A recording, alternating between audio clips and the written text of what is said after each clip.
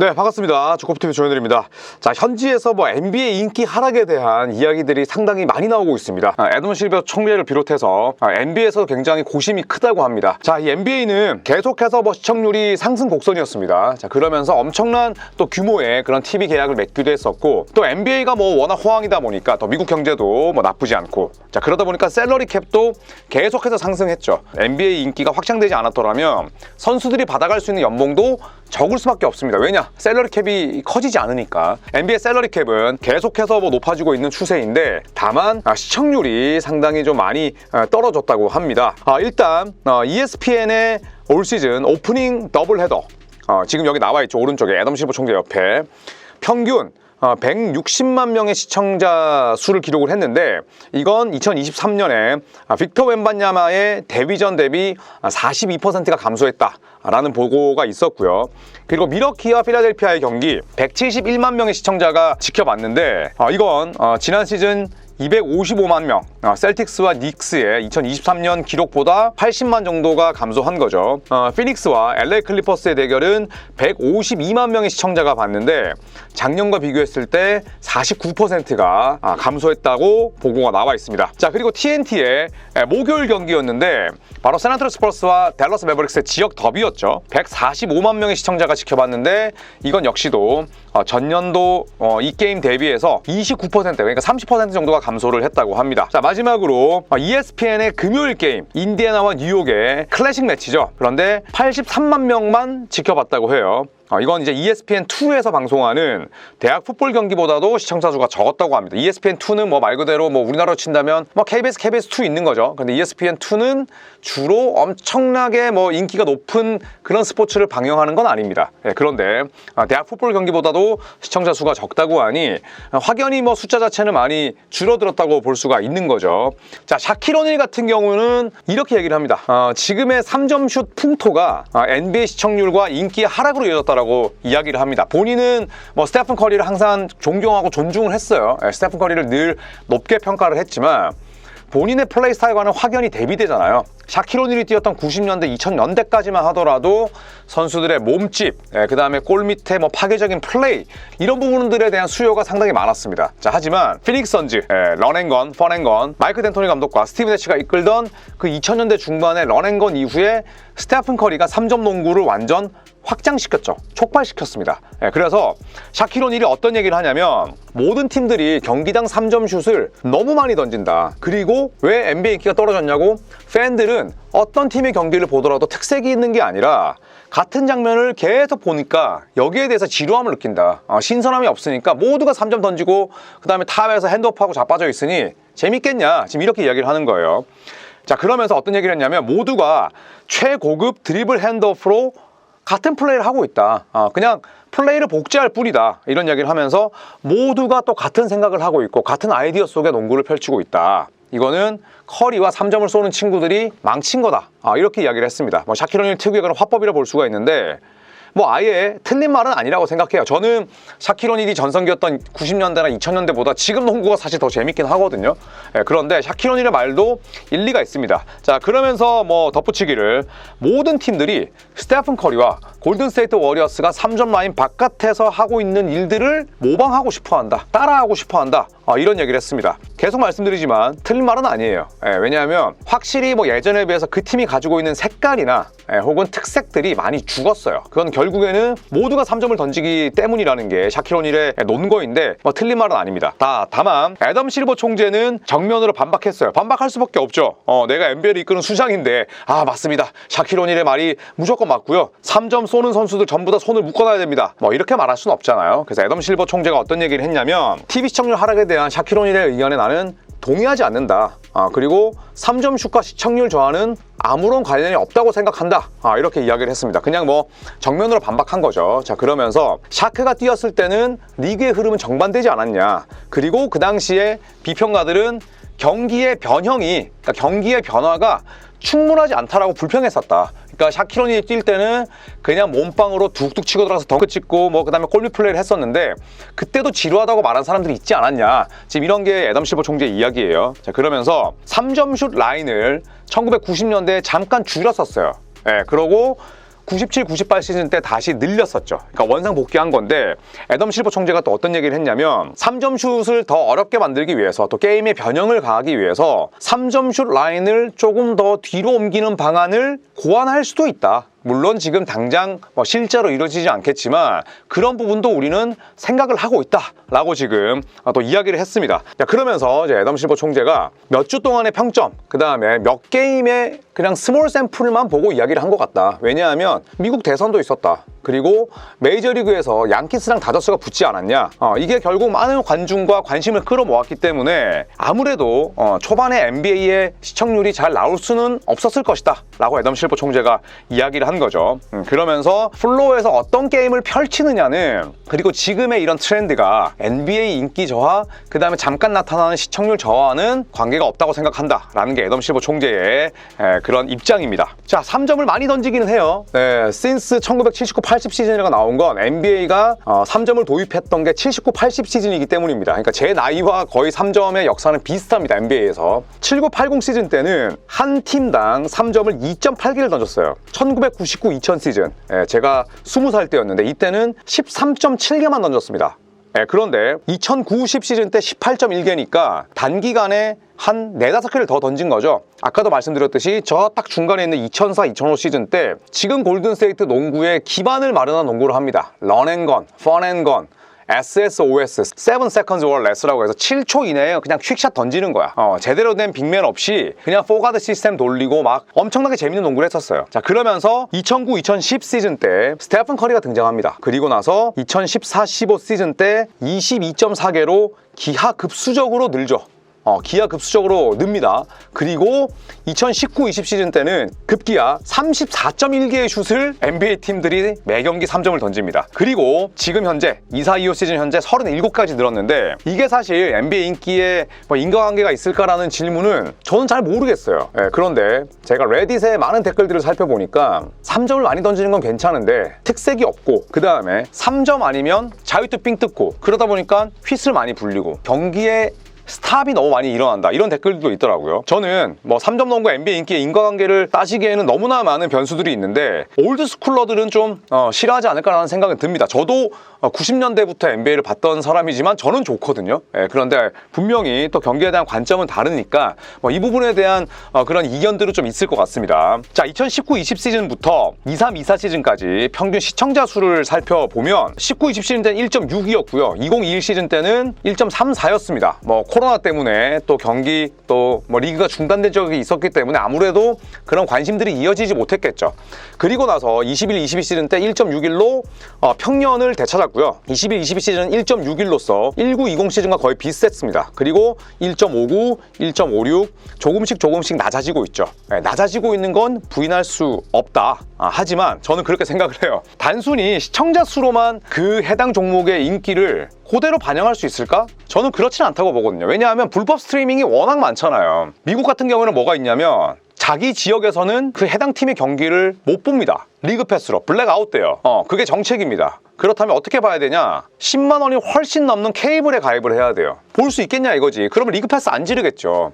그러면 그냥 불법 스트리밍 찾아서 보는 거야. 근데 그런 것들은 당연히 반영이 안 되죠. 우리 1990년도 때 앨범 판매량이 엄청나게 많았었잖아요. 그런데 집계되지 않은 게 더 많습니다. 왜냐? 길거리에서 파는 길보드, 리어카에서 파는 그런 복제품들이 훨씬 많았기 때문에 저는 지금도 똑같다고 보거든요. 사실 조코피TV 구독자분들도 불법 스트리밍으로 많이 보시잖아요. 그렇기 때문에 저는 저게 과연 그냥 TV 시청자 수로, 시청률로 모든 걸 다 가름할 수 있을까?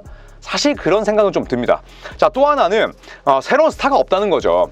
이것도 굉장히 NBA 사무국이 실제로 고민하고 있는 사안이기도 합니다. 저도 이제 NBA 쪽에 지인들이 있다 보니까 이야기를 들어보면 스테픈 커리, 케빈 듀란트, 르브론 제임스가 은퇴하고 나서 과연 어떤 선수에게 이 NBA 얼굴을 맡길 것인가, 여기에 대한 고민이 엄청나게 큰 거죠. 한때 밀었던 자모란트, 자이언은 한 명은 그냥 총 들고 연병 까고 한 명은 밥 먹고 연병 까고 끝났잖아요. 리그를 대표할 만한 얼굴이 없다는 거죠. 이 부분도 사실은 어떻게 본다면 NBA가 가장 좀 심각하게 고민을 하고 있는 그런 지점이 아닐까 생각을 합니다. 자, 우리가 1990년대부터 보면 마이클 조던이 있었죠. 그리고 코비 브라이언트가 마이클 조던과 2시즌 정도 활약을 하면서 자연스럽게 또 코비 브라이언트로 횃불을 옮겨갔습니다. 그리고 마이클 조던이 잠깐 복귀하고 은퇴했을 때 코비는 최고의 선수였고, 그리고 마이클 조던이 은퇴하자마자 바로 그 다음에 NBA는 르브론 제임스를 맞이하죠. 그리고 20년 동안 르브론 제임스가 NBA 얼굴이었던 거예요.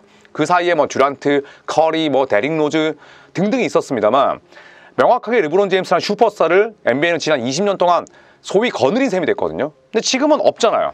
이 세 명이 은퇴했을 때 누구에게 맡길 것이냐? 앤서니 에드워즈, 셰이 길저스 알렉산더, 루카 돈치치, 그 어떤 선수도 얘가 적임자야라고 고개를 끄덕일 만한 그런 선수들은 많지 않습니다. 그래서 이런 부분들이 굉장히 또 고민이 될 수밖에 없는 거죠. 자, 아까도 말씀드렸듯이 NBA 시청료는 굉장히 비쌉니다. 현지에서. 리그 패스 같은 경우에도 길버트 아레나스가 어떤 얘기를 했냐면 너무 비싸다. NBA를 지금 이 시기에 보는 것 자체가 너무너무 비싼 거다. 왜냐하면 한 달에 $70 전후의 돈을 내야 되는데 이거는 결국에는 10만 원이라는 거잖아요. 10만 원. 유튜브 프리미엄, 그 다음에 또 요즘은 뭐 스포티파이, 뭐 멜론, 그 다음에 뭐 넷플릭스, 뭐 아마존 이런 걸 보더라도 사실은 한 방에 10만 원 나가긴 쉽지 않아요. 여러 개를 합쳤을 때 10만 원 나가는 거 오케이인데 한 방에 내가 즐기는, 내가 구독하는 채널을 10만 원을 주고 보기는 쉽지 않습니다. 근데 길버트 아레나스는 너무 비싸다 이거죠. 그리고 미국 현지에서는 아까도 말씀드렸듯이 지역 블랙아웃이 있어요. 내가 LA에 사는데 레이커스, 클리퍼스 경기를 보고 싶은데 그걸로는 리그 패스로 못 봐. 케이블을 끊어야 돼. 그러면 돈이 이중으로 나가는 거죠. 그러면 사람들이 어떻게 생각할까요? 아씨, 리그 패스 안 봐. 앱도 진짜 저질이고 NBA가 진짜 다 좋은데 NBA 앱 자체는 정말 쓰레기 아닙니까? 그런데 와, 내가 이 돈 주고 이걸 봐? 그 다음에 블랙아웃이야? 안 봐. 그냥 안 보고 말아. 그래, 내가 정말 보고 싶으면 그냥 불법 스트리밍으로 볼래. 이런 생각이 미국 현지에서도 들 수밖에 없는 거죠. 너무 비싸니까. 그래서 댓글들을 찾아봤어요. 레딧에 달린 댓글들을 보니까 어떤 얘기를 하냐면, 리그 패스는 경기를 시청할 수 있는 가장 좋은 프리미엄 방법이어야 되는데, 가장 훌륭한 방법이어야 되는데 앱도 쓰레기야. 로딩도 너무 오래 걸려.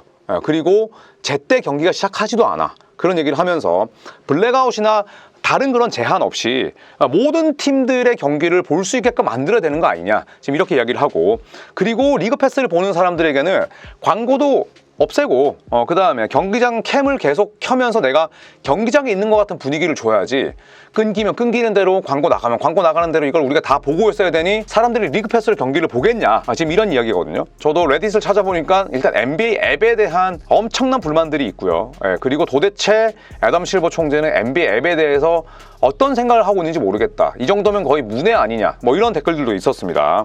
자, 어쨌든 뭐 리그 패스도 꾸준히 가격이 오르고 있고, 그 다음에 오른 가격만큼의 품질은 전혀 뒤따르지 못하기 때문에 사실 집계를 할 수 있는 그런 양 자체는 훨씬 많이 저는 줄어들 거라고 봐요. 그리고 대항마가 있잖아요. 불법 스트리밍이 있기 때문에 저는 NBA는 이 부분에 대해서 좀 지속적으로 고민을 해야 된다고 봅니다. NBA 앱 같은 쓰레기 앱도 없어요. 진짜 거의 스포츠 리그 가운데 거의 최악입니다. 그런데 NBA는 지금 몇 년째 똑같은 품질 문제를 겪고 있는 걸 보면 배때지가 불렀구나, 사실 이런 생각이 들죠. 자, 그리고 지금 화면에 나와 있는 저 무서운 인상의 사람은 누구냐? 찰스 오클리입니다. 1990년대 뉴욕 닉스에서 뛰기도 했었고, 1980년대는 마이클 조던의 친구이자 또 시카고 불스 동료이자 보디가드기도 했어요. 저는 이제 1990년대부터 봤기 때문에 뉴욕 닉스 시절이 익숙한데, 이 양반이 엄청난 독설가입니다. 그리고 오른쪽에 보면 토니 쿠코치도 현대 농구에 대해서 굉장히 비판했었는데, 자, 이 부분을 제가 한번 정리를 해봤습니다. 찰스 오클리는 어떤 얘기를 했냐면, 뭐 물론 꼰대같이 들릴 수도 있지만 저는 틀린 말은 아니라고 생각해요. 요즘 NBA 선수들이 높은 수준에서 경쟁을 하기보다는 그렇지 않다. 그냥 기술을 기반으로 한 플레이에만 집중을 하고 있다. 그렇기 때문에 사실 스킬셋이 좋은 선수들이 엄청나게 또 지금 각광받잖아요. 그러면서 이 시대의 선수들이 실제로 플레이하는 것에 비해서 너무 많은 돈을 받는다. 그러다 보니까 리그에 발전이 없다. 또 하나는 해외 선수들의 문제를 또 언급을 했어요. 비미국 선수들이 너무 많이 들어온다. 비미국 선수들이 많이 들어오면서 NBA의 피지컬 자체가 많이 떨어졌다, 이런 얘기를 했어요. 그러니까 과거에 찰스 오클리가 뛰었을 때는 몸빵, 그 다음에 후드러 까기, 공중에다 내다치기, 뭐 이런 것들이 엄청 많았잖아요. 찰스 오클리의 뉴욕 닉스도 진짜 수비 더럽게 했거든요. 그러면서 뉴욕 닉스와 디트로이트 때문에 뭐가 생겼을까요? 플래그런트 파울이 생긴 거예요. 이러다가 선수 죽겠다. 90년대 초에 바로 저런 양반들 때문에 생겼는데, 찰스 오클리의 생각은 유럽 선수들이라고 콕 집어서 얘기하지 않았어요. 그냥 오버시스라고 했어요. 그냥 해외에서 온 선수들이 너무 많다 보니까 리그 자체가 너무 소프트해졌고, 그 다음에 NBA의 피지컬 자체가 많이 떨어졌다. 왜냐? 외국인 선수들은, 비미국인 선수들은 강인함보다, 피지컬보다, 육탄전보다 기교를 강조하는 플레이 스타일을 가지고 있기 때문에 NBA 전체가 약해졌다라고 지금 보는 거예요. 그 결과 리그가 부드러워졌고 팬들도 외면하게 된 게 아니냐, 지금 이런 논거로 이어지는 겁니다. 자, 그러면서 아주 재밌는 이야기를 했어요. 외국에서 오는 선수들이 NBA에 오면 250밀, 200밀을 받아가는데 미국에 있는 선수가 해외로 나가면 2밀도 벌기 힘들다, 이게 미친 거 아니냐, 지금 이런 얘기를 했었는데, 뭐 어쨌든 이게 NBA 인기 하락과는 뭐 관련이 없는 이야기이긴 합니다만, 찰스 오클리는 어쨌든 해외에서 온 선수들의 NBA 유입이 전체적으로 지금 리그의 퀄리티, 그 다음에 리그의 피지컬을 떨어뜨린다라고 지금 주장을 하는 거죠. 자, 토니 쿠코치 여러분 기억나시죠? 시카고 불스에서 식스맨으로 뛰면서 또 3번의 우승에 일조했었고, 또 이후에는 뭐 필라델피아 미러키로 이적해서도 아주 좋은 활약을 펼쳤었습니다. 자, 토니 쿠코치는 어떤 얘기를 했냐면, 토니 쿠코치 아들도 농구를 했었거든요. 수비가 너무 부족하다. 근데 본인도 수비를 더럽게 못하긴 했는데, 지금 현대 농구는 수비가 너무 부족하고 고득점 경기가 너무 많다. 과거에는 마이클 조던이 한 시즌에 한두 번 50점, 60점 올렸는데 지금은 누구나 60점 올리는 시대다. 아무런 감흥이 없다. 이런 이야기를 하면서 NBA가 어느 순간부터 공격을 너무너무 중요시하고 우선시하게 된 이후에 전체적인 경쟁 자체가 침체됐다. 그리고 오늘날 경기의 미학은 수비가 아니라 공격이다. 그런데 이게 내 눈에는 그렇게 아름다워 보이진 않는다. 이런 얘기를 했어요. 그러니까 토니 쿠코치 얘기를 제가 조금 더 부연 설명을 드리자면, 리그가 공격만 중시하다 보니까 경쟁의 퀄리티 자체가 떨어지고, 그러다 보니까 정규 시즌에 대한 긴장감은 훨씬 예전보다 없다는 얘기예요. 그러다 보니까 그냥 정규 시즌 때는 정말 보고 싶은 경기 아니면 보지 않는다라는 얘기죠. 그러면서 지금 규칙이 농구에 미친 그런 영향들이 마음에 들지 않고 수비보다 공격을 너무너무 중시한 나머지 그냥 긴장감 자체가 떨어졌다라고 얘기를 했습니다. 자, 실제로 NBA 사무국도 이 부분에 대해서 고민을 하고 있어요. ESPN의 팀 보템프, 그다음에 케빈 펠틴이 어떤 얘기를 했냐면, 리그에 이제 경쟁위원회가 있습니다. 이 경쟁위원회가 요즘 NBA 경기가 너무 공격에 치우치면서 경기 퀄리티에 대해서 굉장히 많은 말들이 나오기 시작하자 NBA에서 이 부분에 대해 연구를 하기 시작했다라고 보도를 했었거든요. 결국에는 NBA가 뭐 새로운 규칙을 시행하거나 혹은 어느 정도의 밸런스를 맞출지는 모르겠습니다만, 일단 NBA가 이런 부분을 또 지금 신경 쓰고 있다는 것 자체가 단순히 그냥 토니 쿠코치나 찰스 오클리 같은 이런 노땅들의 이야기만으로 치부하기에는 무리가 있다는 거죠. 저도 한 절반 정도는 동의합니다. 지금 NBA가 너무 고득점이 많이 나오고 너무 또 3점 위주로 가다 보니까 경쟁력, 그 다음에 긴장감, 그리고 전체적인 피지컬이 떨어졌다라는 의견은 저는 맞다고 생각을 해요. 자, 그래서 뭐 당연히 저는 NBA를 업으로 살아가고 있고, 또 NBA 해설도 이제 벌써 20년이 다 돼가는 입장에서 저는 NBA가 지난 20년 동안 굉장히 많은 흥망성쇠를 겪었지만 지금은 아주 흥하고 있는 상태예요. 그래서 다시 망으로 갔으면 하는 바람은 전혀 없습니다. 왜냐면 NBA 인기가 정말 떨어졌을 때도 있었으니까요. 그런데 애덤 실버 총재가 상당히 관대하고, 그리고 또 생각의 사고가 아주 넓고 유연한 편이긴 합니다만, 좀 이런 부분에 대해서는 한번 진지하게 고민을 해봐야 되지 않을까. 그리고 이 쓰레기 같은 앱도 혁신적으로 바꿔야 되지 않을까요? 진짜 앱 보다 보면은 진짜 미쳐버릴 것 같거든요. 정말 리그 패스를 결제하기 싫을 정도로. 그래서 이런 부분들을 NBA가 좀 잘 제고해서 항상 많은 이들이 부러워하는 그런 리그로 거듭나고 또 계속해서 인기도 높아지는 그런 NBA가 됐으면 좋겠습니다. 자, 여러분의 생각도 궁금합니다. 굉장히 많은 다양한 또 의견들이 달릴 것 같은데 댓글로 남겨주시면 재밌게 읽도록 하겠습니다. 고맙습니다.